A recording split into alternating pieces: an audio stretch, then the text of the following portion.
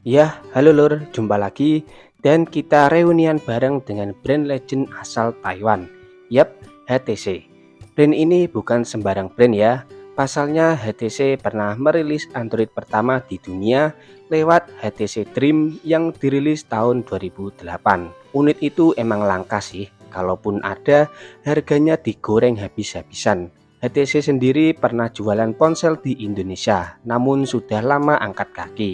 Dan di video nostalgia kali ini, saya ditemani HTC Explore, mantan entry level yang dirilis tahun 2011, yang dulunya dihargai sekitar 2,5 jutaan.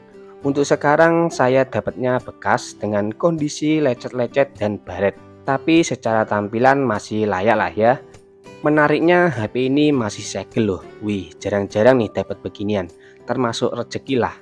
Lanjut, di bagian depan atas ada earpiece, logo HTC, sebelahnya ada sensor-sensor, layar utama, 4 tombol navigasi sentuh, sisi kanan ada tombol volume, sebelah kiri ada lubang micro USB, bagian atas terdapat jack audio dan tombol power.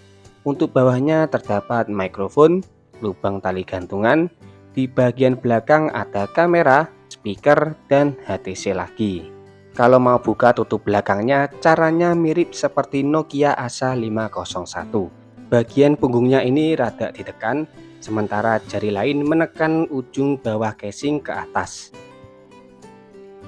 Untuk dalemannya seperti ini ya, ada tempat SIM card, tutorial cabut SIM-nya, nomor IMEI, dan sebelah sini ada slot untuk micro SD.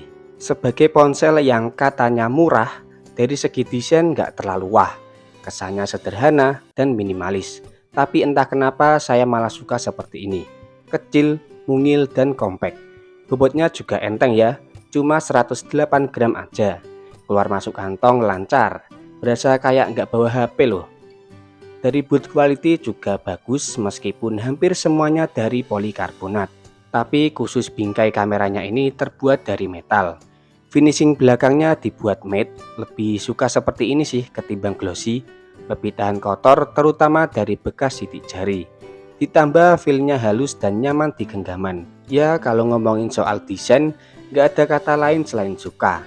HTC Explore memiliki layar seluas 3,2 inci, TFT LCD 256.000 warna, resolusinya 320 x 480 pixel dengan kerapatan 180 ppi. Kualitasnya bagus, layarnya cerah, warnanya juga cakep. Mau dilihat dari sudut bagaimanapun tetap oke lah. Bicara soal kualitas, HTC emang nggak kaleng-kaleng. Bisalah bersaing dengan brand ternama macam Sony, Nokia, ataupun Samsung. Si kecil ini masih menggunakan Android lawas ya, 2.3.5 alias Gingerbread. Pastinya banyak aplikasi yang tidak mendukung, bahkan marketnya pun sudah nggak berfungsi. Kalau mau install aplikasi ya harus cari di Google, itu pun kalau cocok. Bisa diinstal belum tentu bisa dimainkan. Ribet ya? Ya emang sih, namanya juga HP lawas. Nah, untuk UI-nya sendiri, HP ini menggunakan HTC Sense UI versi 3.5.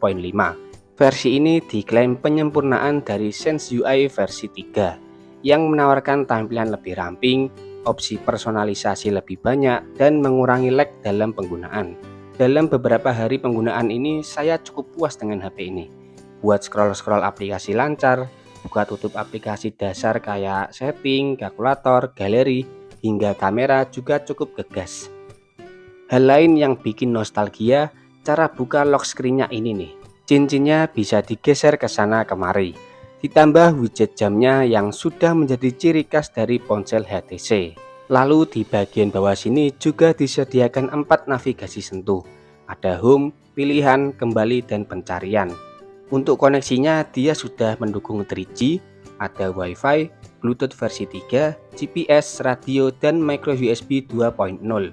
Untuk sensornya cuma ada accelerometer dan proximity. Sayangnya kemarin sempat saya coba tes kartu tapi sinyalnya nggak muncul. Jadi kalau mau internetan bisa pakai WiFi ya. Entah itu scroll-scroll di Google ataupun baca-baca berita masih bisa lah. Cuma dengan layar sekecil ini, konten yang dimuat sedikit ya, atau bisa dibilang sempit lah. Kalau ini udah resiko layar kecil ya. Beralih ke mesinnya yang menggunakan Snapdragon S1 single core, Cortex A5 600 MHz, GPU-nya pakai Adreno 200, RAM-nya 512 MB, internalnya 150 MB, speakernya masih mono dan baterai berkapasitas 1230 mAh. Kalau buat main game tergolong standar-standar saja. Yang penting gamenya mendukung plus nggak terlalu tinggi ya. Maksudnya speknya nggak terlalu tinggian.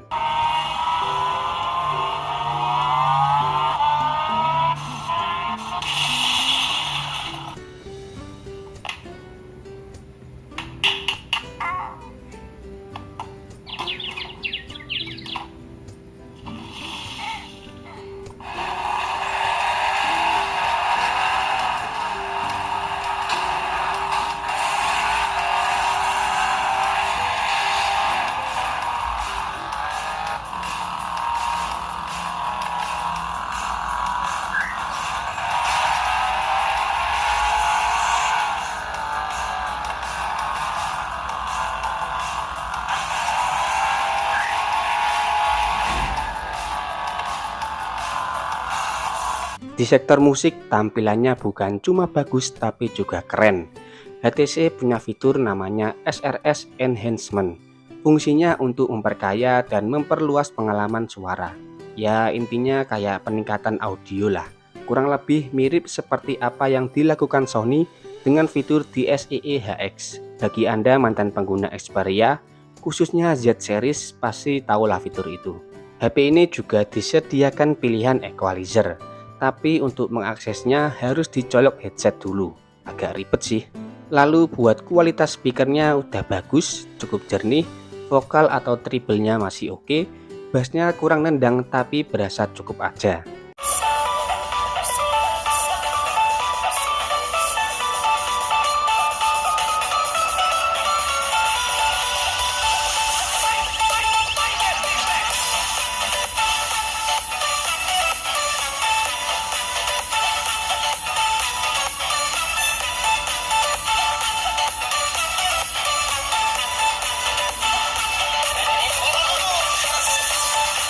Untuk kebutuhan fotografi, si kecil ini dibekali kamera yang beresolusi 3,2 megapiksel atau lebih tepatnya 3,15 megapiksel tanpa autofocus ataupun LED flash. Fiturnya ada self portrait, timer, penyesuaian gambar dan lain sebagainya. Ya sebagai kamera yang tanpa autofocus, fitur kayak gini bisa dibilang udah lengkap lah. Lalu buat hasil fotonya udah termasuk cakep untuk sekelas 3 megapiksel.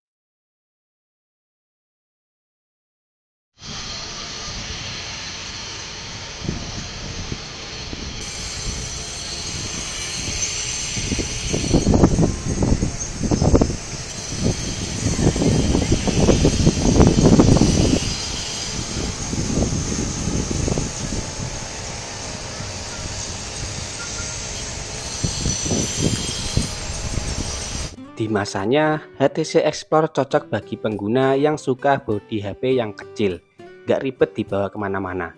Performanya yang standar masih aman buat tugas harian, seperti telepon, SMS, sosmed tipis-tipis, ataupun main game ringan. Ditambah punya kualitas audio yang cukup bagus dan kamera yang cukup mumpuni di masanya. Meskipun minus di autofocus ya, tapi jujur, brand sebagus ini sangat-sangat disayangkan harus pergi dari Indonesia. Ya mau brand manapun harus bisa berinovasi, perang harga, belum lagi masalah TKDN. Kalau hanya stuck di tempat, bahkan sampai tertinggal dari brand lain, ya siap-siap aja angkat kaki. Sengeri itulah persaingan smartphone. Oke, terima kasih sudah menonton. Selamat bernostalgia. Kita ketemu lagi di video selanjutnya dan matur suwun dulur.